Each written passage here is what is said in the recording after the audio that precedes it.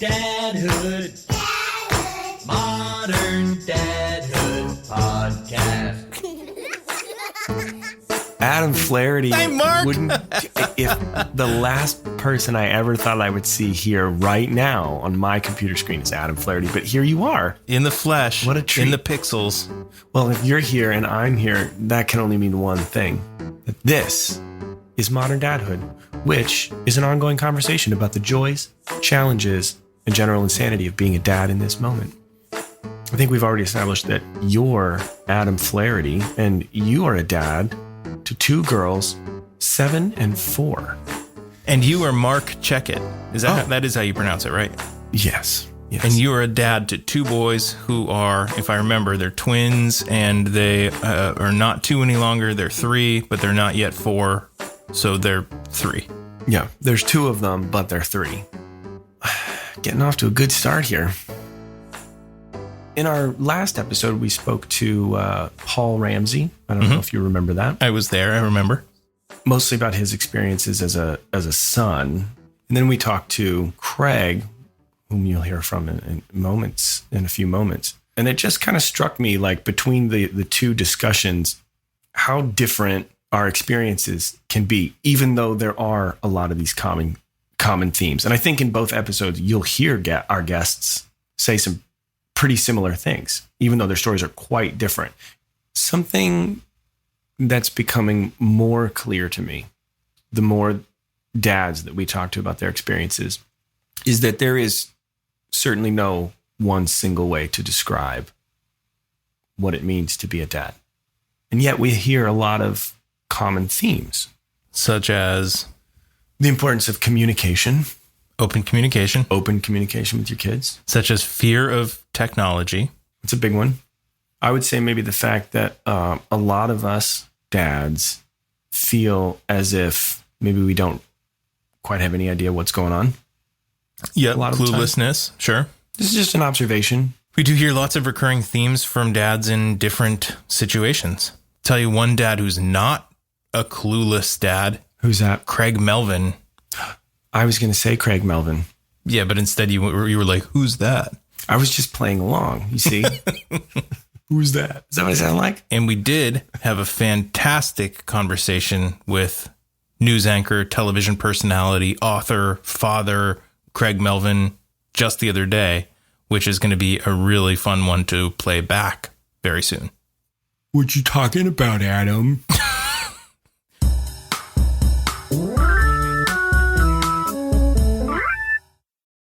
Hey, here's something I just realized. In short, I think there's an interesting difference between Paul and Craig's stories, in that in Craig's, he goes to pretty great lengths so far as to write a book to learn about where he came from and learn about his dad, to better understand who he is and why Craig is the way that he is today, and sort of goes on this quest, I guess. Yeah, exactly. And with Paul was okay sort of letting that go, Right. because he had somebody that came in and filled that position and filled that role of dad. Didn't matter that he wasn't a blood relative. He's been Paul's dad for Paul's whole life. And in Craig's case, he did have this biological dad who for many years really wasn't the dad that Craig needed him to be. And then much later in Craig's life, he put in the work to examine that and to try to rebuild that relationship. Yeah. And in thinking about these sort of common themes and these similarities that exist between maybe two seemingly different people or different stories, we're coming up on 50 episodes. I'm not sure if you've been keeping track. This is 49, right? This is 49. And here's what I think. I think a fun exercise for us to do would be to go back through our archive and pick out some of those little knowledge nuggets and do like a deep dive through the archive to find some of these common themes and similarities, and put together a little bit of like a compilation insights, greatest hits, double disc set compendium episode. Sure. We're going to put this out on CD. Thinking about it, maybe tape. do you think about this idea? I think that sounds awesome. We'll get it in the works.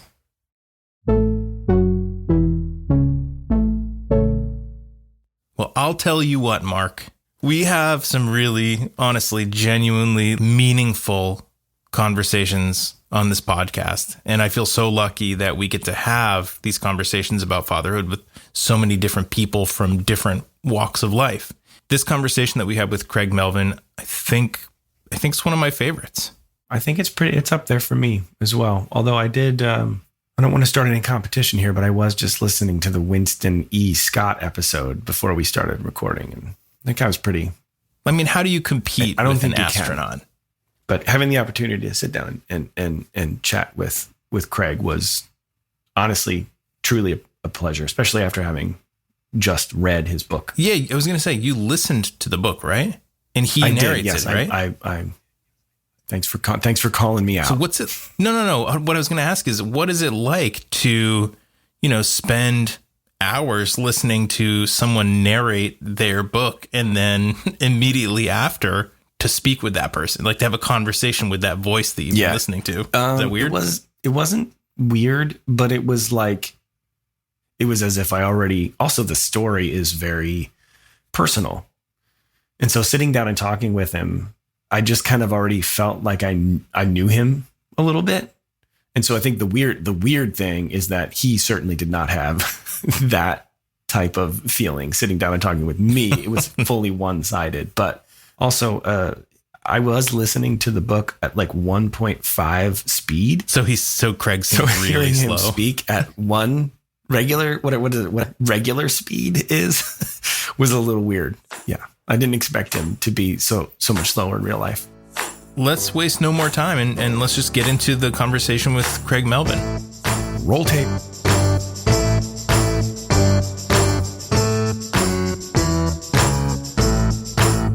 We are really excited to welcome Craig Melvin to the conversation.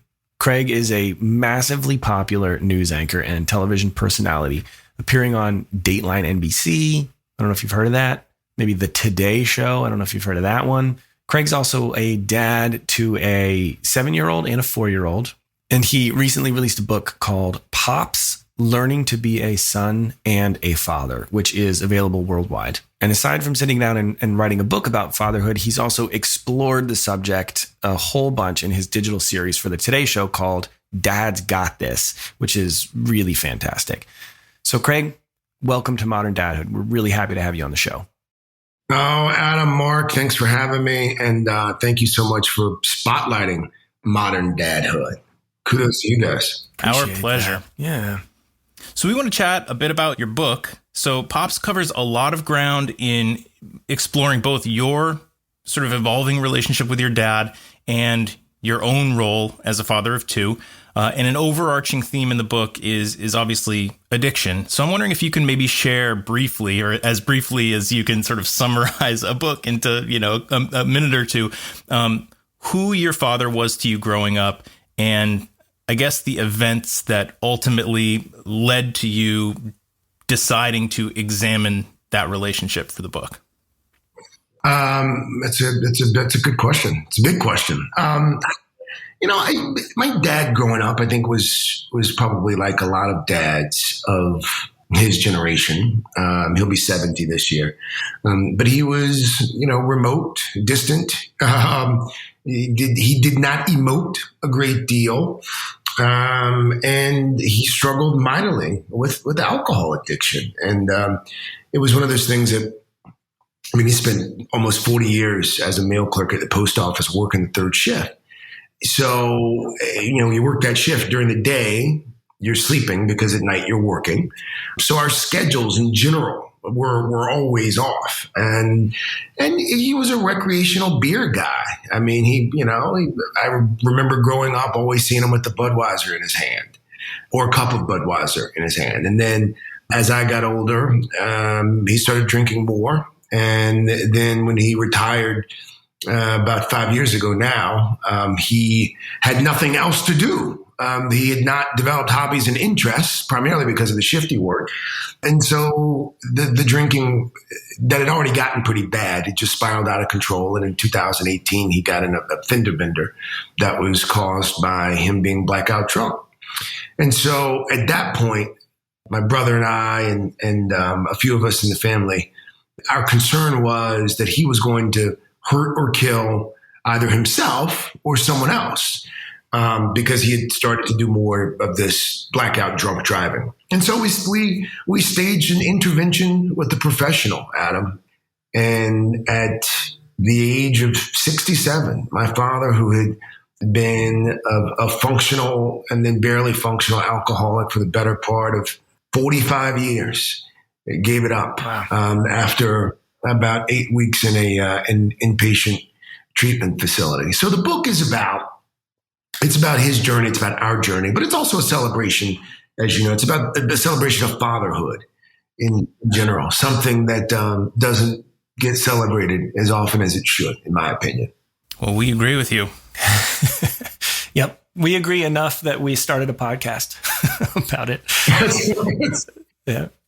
So I'm sure that there was a lot of planning, preparation, maybe even a little meditation leading up to the interview portion of this and eventually the writing for Pops. And I wonder if you had any fear going in to the process at all. Sure. Absolutely. I mean, I've throughout the course of my career, I've, interviewed presidents and actors and musicians and, regular folks who've done extraordinary things, but I'd never interviewed a parent. And certainly about the subject matter that's covered in the book. So yes, I was nervous and fearful about the interview itself. And as the interview, it was actually several interviews, which is one of the highlights. I've got 4.5 hours of my father just talking about his life and answering all of my questions. And so my kids and my kids' kids and their kids, if they so choose one day, they'll be able to hear their grandfather's voice. I didn't have that luxury. I never heard the voice of my grandparents and my grandfather, I should say, like on either side. But no, yeah, I was nervous, but I was more nervous about the finished copy of the book and having him read that. And it was very important to me that before the editor signed off on it, before my wife, before she took a look at it, I wanted him to read the first draft. And I sent it down to him. I mailed him a copy. And it took him about a week or so. And he called me up. I said, "Oh, I finished your book." I said, "Well, what'd you think?" He said, Well, it's all there." I said, "Well, is it accurate?" He said, "Oh, no, it's accurate." He said, "Man, I'm impressed you're able to remember so much." And that was it. At that point, Marc, obviously I wanted people to read the story, and I want people to use the book as an opportunity to examine some of the relationships that they have with their parents and their children. But at the end of the day, I wrote the book for my dad. And I wrote it for my kids, and I selfishly wrote it for me. Sure. And, but I do think that there's something in there for everyone else too.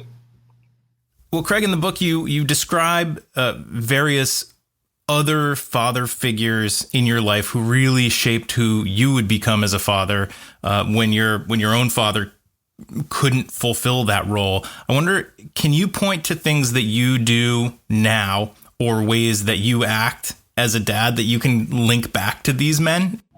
That's a good question. And I should note that, my father's work ethic, and I write about it in the book, I got that from him. My dad, at an early age, he would weekends, holidays. The man, even when he was in the throes of his addiction, was still working overtime and double time to help put food on the table. And then you find out years later he was doing it while he was drunk or hungover, and it made it even more impressive. But along the way, my Uncle James, I write about a fair amount in the book, my father's older brother.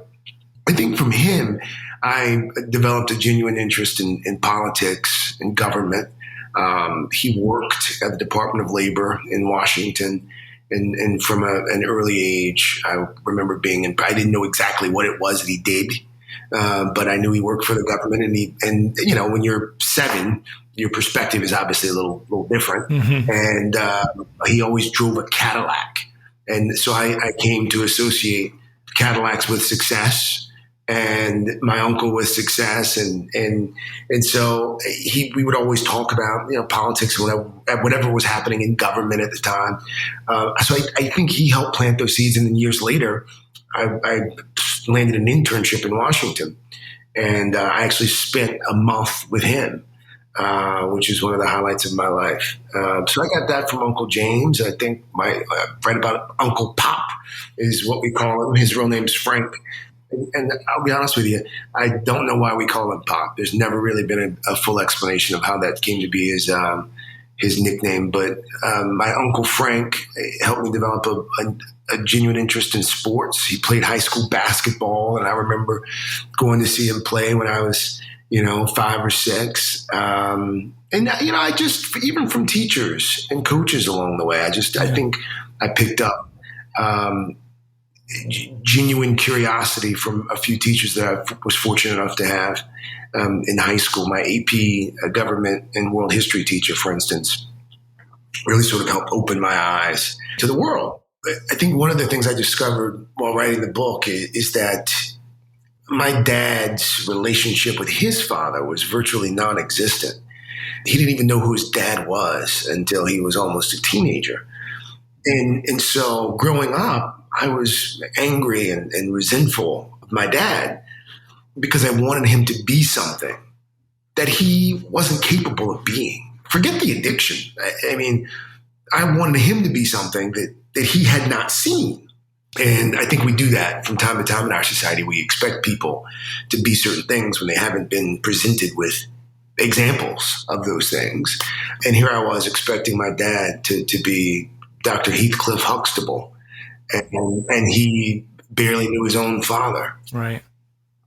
A few minutes ago, you brought up an intervention that you had with your father a few years back. And in the book, you used the word village to describe the people that came around at that time and rallied around him. And I just, in listening to the book, that word stuck out at me. I thought it was such a great choice of words to use, village. And I just wonder, do you feel like parenting now has lost a little bit of that, quote, it takes a village sentiment? No question. We've lost a lot of that sentiment. I think that's for a variety of reasons. I mean, I don't think that social media has helped us with that. I mean, I think that I think that we far too often now. We silo ourselves into these tribes, and you live near like-minded people. If you go to church, you're going to church with like-minded people. Oftentimes, your social circles are filled with like-minded people. I think it's probably always been like that to a certain extent, but I think social media has exacerbated it.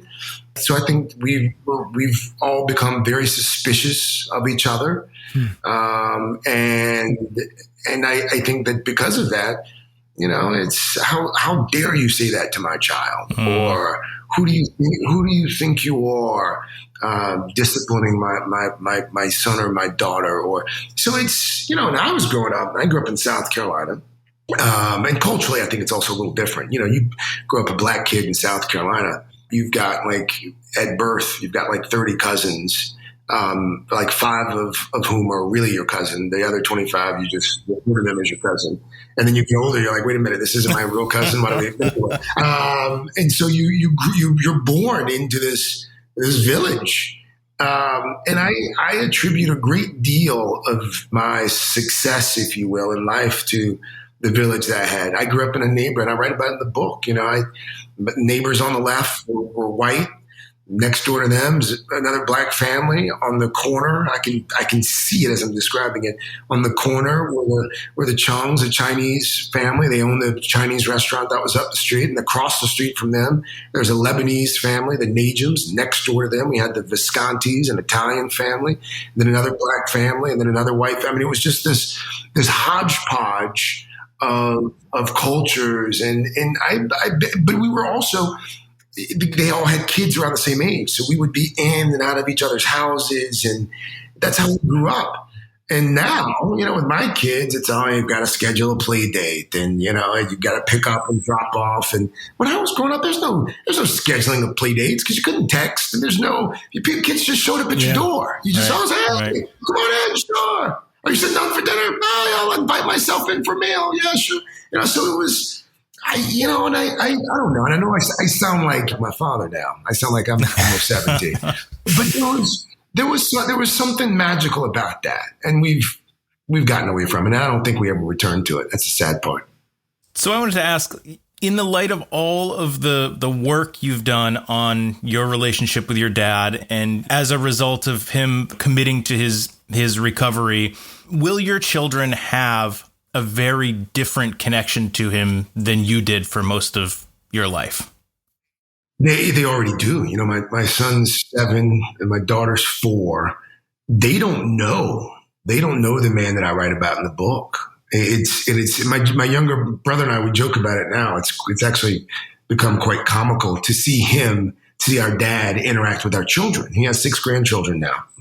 And he'll do this thing where he'll FaceTime at like 2 p.m. He's like, I just called to see what the kids are up to. It's like, well, the kids are in school, Dad. What do you say? Well, when they come home, just FaceTime. I just want to check in, and I'll put the phone up. The kids, hey, Pop, and he's asking about their day, and they're talking sports, and they're showing him stuff, and he was up here a few weeks ago, first time since the pandemic. They were up for about a week, my mom and my dad, and we went to my son's soccer game on the Saturday morning. My son, full disclosure, not much of a soccer player. He more enjoys the fellowship of the sport. Sure. Yeah. But here we are, 30 seconds into the game, and Dell, he scored 1 goal the entire season. This was the second to last game of the season. And 30 seconds in, dribble, shoot, score. And my dad's, he's cheering and hooting and hollering, and I'm screaming like the kid just won the green jacket at Augusta. And then shortly thereafter, I remember thinking in the moment, I never got this, and it's not that, I'm not bitter about it anymore. I was for a long time, but my kids are getting it. And I think that's the beauty of my dad's story. It's a story of redemption. It's never too late. It's never too late. And my dad's walking, living, breathing proof. I would love to ask this question, because this too, a lot of the books, really struck me. And I feel like, though your life is so different than mine, your upbringing, you're from a different part of the country than me, and a lot is different. But there was still so much that I could relate to. What I'm about to read, this quote that I'm about to read from the book, is something that really kind of struck me too, because I've had a similar realization, but you say it so succinctly and so clearly in the book. Early on, you say, quote, "When you have children, you become more aware of the sacrifices fathers make to provide for their families. I began to see the toll living took on my dad," end quote. And I just wonder, what was it like for you to have that realization? It was funny you should zero in on that, because that was one of my biggest takeaways after spending 4.5 hours talking to my dad. I don't quote Oprah a lot, Marc, but she said something a number of years ago that's always stayed with me. And I think she actually may have ripped it off from Dr. Maya Angelou, but that's neither here nor there. She said, when we know better, we do better. Mm. And when I was a kid, and even when I was a teenager, 20s, I didn't understand addiction. I didn't understand that it was a disease, an illness that doesn't just affect the person suffering with it, but also those around him or her indirectly. But if you really think about it, the way that society views addiction now, it's dramatically different than it was, I would contend, just 5 or 10 years ago. And you rewind 25 years ago, it's, oh, my dad, he's a drunk, he's weak. If he really wanted to, he could get that monkey off his back. And he couldn't. And he couldn't. And it didn't help that those around him were handling it the way that we were handling it, essentially writing him off and putting him in a corner by himself and just carrying on with our lives by and large. And so when I became a dad, I started to look at the world differently. I started to look at my own father differently. And I came to appreciate, even before I started writing the book, but certainly by the time I was finished with the book, I came to appreciate the sacrifices that he had made. My dad worked a third shift at a job he did not like and was very open about his disdain. There's a part in the book where he's joking about going postal, and he remembers, and that was like a phrase. And he was like, if people ever worked at the post office, they'd understand how something like that could be possible. And so here was a man who, he didn't go to college. He grew up not knowing who his father was. And he busts his hump so that his 3 boys could go to college. We all enjoy lives beyond our wildest imaginations. We have beautiful families. And it was part of the reason I also wrote it was my dad, after rehab, started to do this thing where we would have conversations, and he would start to cry. He would become very regretful. He would talk about how much time he had wasted. And I wanted my dad, while he was able to appreciate it, I wanted him to understand that we've all gotten to a point where we forgive him and we understand what he was dealing with. So, yeah. That's wonderful. My last question for you, Craig, would be, I feel like in some ways with books like yours, with podcasts like this one, in some ways we're kind of, bucking a trend by speaking openly about and celebrating fatherhood. I wonder, when you saw the name modern dadhood come across your desk, what does that phrase mean to you or evoke in you? It's funny because when I heard about you guys, I was like, wow, what a great concept. I think it's funny because, again, not to keep using the phrase, but I write about this in the book. Fatherhood has changed so dramatically, I think, and pretty quickly. The expectations of fathers, like, when I can't speak for you guys, but, when I was a kid, my dad, partly because of the addiction and partly because of his work schedule, he was rarely at things. Like if he was there, it was a graduation or a wedding or a funeral, or it was something big. And my kids, the expectation is that dad's always there. Mm-hmm. And if that isn't there, there needs to be a conversation before said event so dad can explain that he can't be there because dad has to work so that he can help pay for the event that the child is enjoying. And so I think the expectations of fatherhood have changed so rapidly in a good way. I would contend. But modern dads, we're doing it all. We're doing it all, and it's not just the physical presence; it's the emotional presence. I read a book before we had our first child, and I haven't read any books since because you realize you start reading those books, and I'm not even sure those books are written by people who have children. But anyway, I forget the author, but he or she wrote that one of the best things you can do with your child is to just talk to them about important stuff, small stuff, silly stuff. Just engage in the art of conversation at an early age. Just the give and take, not so they, learn how to read faster or talk faster, but to develop the relationship. Because apparently the time comes where your children don't want to speak to you as much.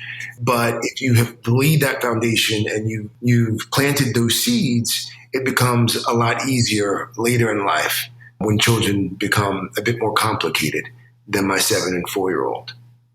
That's good advice. I just wanted to say, Craig, that I think the book is really fantastic. I really enjoyed it. And I think it's a great story. And I think that you tell it so well. And I know that I was listening to it. And I know that as I was listening to it, so many memories from my own childhood were coming back. My dad didn't have a Le Mans, but he had an old tractor that he was constantly tinkering with that I don't think he knew what he was doing at all. But I was usually right there by his side with the job of having to hand over some kind of tool. And when you realize that one of the reasons one of the reasons my dad did it was just get out of the house. Yeah. That was his primary motivation. Like even now, I'll talk to him sometimes on the phone. And I'll talk to my mom, and I'm like, "Where's Dad?" "Oh, I don't know. He's out in the yard." And I'll talk to him a few hours later. I'm like, "Pops, I talked to Mom earlier. She said you were out in the yard. What were you doing?" "Nothing, just outside." Just out in the yard. That's great. That's great. Mark, thank you. Adam, thank you. I've enjoyed this. Dads and moms listening, you can buy Craig Melvin's book, Pops, Learning to Be a Son and a Father, at your local bookstore. You can hear Craig himself narrate the book on Audible. And like Mark said, if you like modern dadhood, you're really going to enjoy Pops, and we just can't recommend it enough. Craig, I want to thank you so much for sharing a bit of your time with us to celebrate fatherhood. We want to wish all the best to you, Lindsay, and your kids. Thanks again. Thank you, Craig. Really appreciate it. Thank you both. Thanks for having me. I enjoyed our time together. Be well. Take care, guys.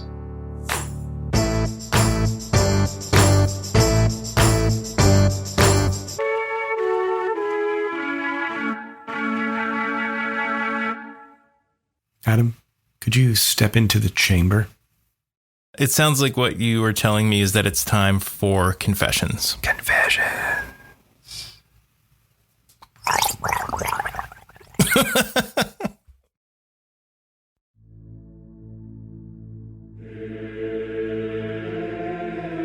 Sometimes my kids will rattle off a whole string of words, and without having even the slightest idea of what they said, I'll reply, "Oh, really?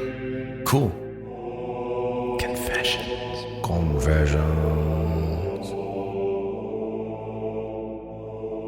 I'm at a stage in my life where show tunes are stuck in my head all day long, and I'm mostly okay with that.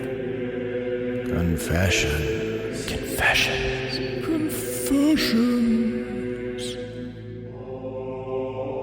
I once ate an entire sleeve of Tate's chocolate chip cookies in the car while my kids were in the back seat, and I didn't offer a single bite. In fact, I never said a single word.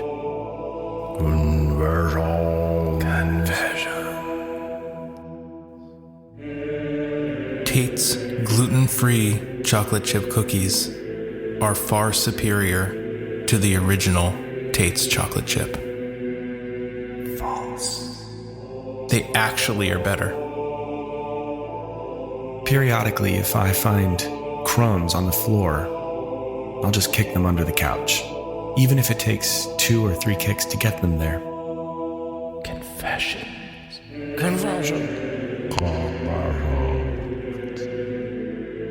Earlier today, my daughter opened her car door a little too much, and it left a small scratch on the car next to us.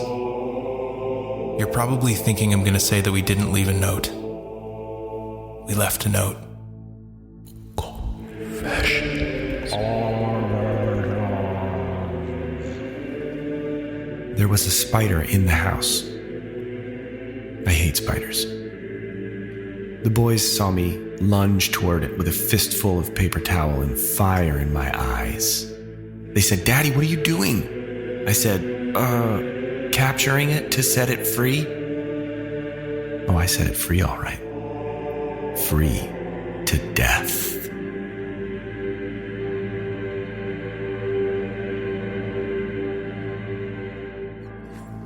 Free to death. Oh, that was a really good one. Confession. Here we is. Dads and moms listening, you can find us at moderndadhood.com, on Apple Podcasts, Stitcher, Spotify, Amazon, all the other ones, wherever you like to listen. And wherever you do listen, please subscribe and leave a rating and a review. Throw us in your Sony Discman. Oh, also, hey, tell a friend, would you? Word of mouth, you have no idea. It's like so super duper important to us. We would love for you to follow us on social media. We're on Facebook, Instagram, and YouTube. Maybe YouTube, but I don't. Rude. And we'd be tickled if you went to moderndadhood.com and bought yourself a t-shirt. Or a Modern Dad hoodie. Sometimes I take the Modern Dad hoodie and just ball it up and use it as a pillow. Take little quick cat naps on the floor while my kids play. That is a vision. Yeah, I got to take the opportunities when they come along, for those naps. Hey, while you're there at the website, you can drop us a line at hey@moderndadhood.com if you like. Why don't you I challenge a listener out there, shoot us some ideas for a topic. There's stuff we haven't covered yet. Thank you, as always, to our friends Casper Babypants and Spencer Albee for the music in Modern Dadhood, to Pete Morse at Red Vault Audio for making us sound as good as we possibly can, considering we are still largely recording in different spots. And thank you very much to Craig Melvin and his team for making this fantastic conversation happen. And thank you for listening.